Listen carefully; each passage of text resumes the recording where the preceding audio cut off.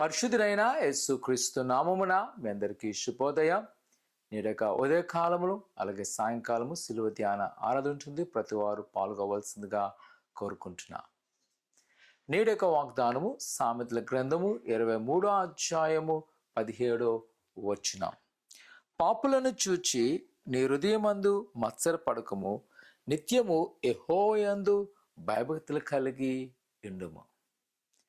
ప్రియ సహోదరి సహోదరులారా, కొన్నిసార్లు మన జీవితంలో నిరుత్సాహం ఏర్పడుతుంటుంది. ఎవరైనా ఒక వ్యాపారంలో కానీ కంపెనీలో ఉన్నప్పుడు చూస్తున్నప్పుడు కొంతమంది మోసం చేస్తూ ఉంటారు. వాళ్ళని చూసి మనకు అనిపిస్తుంటుంది, నేను ఎంత నిజాయితీగా ఉన్నాను, నేనేం అన్యాయం చేయట్లేదు, అయినా నాకేమిటి అభివృద్ధి అవ్వట్లేదు. వారు చూడు దొంగతనం చేస్తున్నారు, లేకపోతే నేరాలు చేస్తున్నారు, అబద్ధాలు ఆడుతున్నారు, లేదా ఇతరులు మోసగించే విధంగా ఉన్నారు, వారికి చక్కగా మంచి ఇల్లు దొరికింది, మంచి వాహనాలు ఉన్నాయి అని అనేక సార్లు మనము భక్తిని చూసి మనలో మనము ఆలోచన చేస్తూ ఉంటాం, మత్సరపడుతూ ఉంటాం. కానీ దేవుని యొక్క వాక్యం చెప్తుంది, నిత్యము యెహోవాయందు భయభక్తి కలుగుంటాం. నకుమాతే నిజమే, ఒకవేళ ఈ దినాన భక్తినులు మనకు బలపరిచేదని కనబడుతున్నారు, కానీ వారి యొక్క నాశనము చాలా తక్కువగా ఉంటుంది, చాలా దగ్గరలో ఉంటుంది. ఈరోజు వారు అనుకోవచ్చు, దోచుకోవడం ద్వారా, నేరం చేయడం ద్వారా, ఇతరులు మోసం చేయడం ద్వారా వారు ఏదైనా సంపాదించవచ్చు, కానీ చాలా కొద్ది రోజుల్లోనే వారు ఆ నేరానికి దోషిగా నిలబెట్టబోతున్నారు. కానీ నిజాయితీవంతుడు, న్యాయవంతుడు ఇవాళ వేదన పడవచ్చు, దుఃఖపడవచ్చు, కానీ నిత్యము వారు సంతోషంగా ఉంటారు.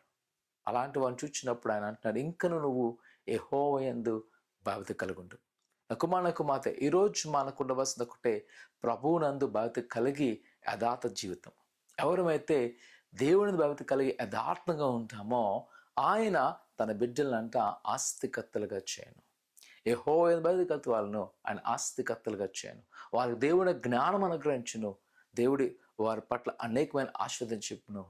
ఆయన నమ్మకించువాను, యెహోవా భయభక్తి గల వారిని ఆయన బిడ్డలను ఆయన ఆశీర్వదించే దేవుడు.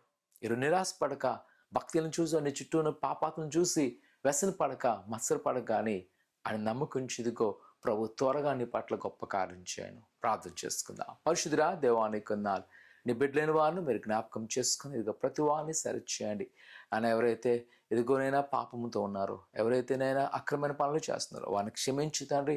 ఆయన వారిని బట్టి మేము అందులో పడిపోకుండా ప్రభా నీ యందు భయభక్తికి సహాయం చేయండి. నేను నమ్ముకున్నకు సహాయం చేసి నేను నమ్ముకున్న వారిని సకాలంలో మీరు ఆస్వాదించమని నమ్మడుతున్నాం తండ్రి. ఆమె నమ్మకంగా ఉండండి. ప్రభు సకాలం పట్ల గొప్ప కార్యం చేయను గాక. ఆమె.